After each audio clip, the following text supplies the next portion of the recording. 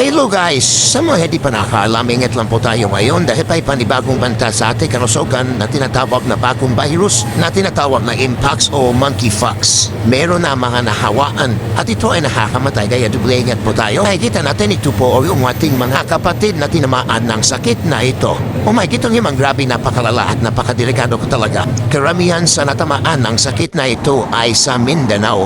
Ayan po, makikita natin na mga naitalang kaso na tinamaan sa Mindanao.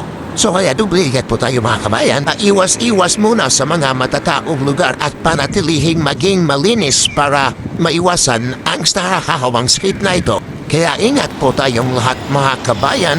God bless us all. Right.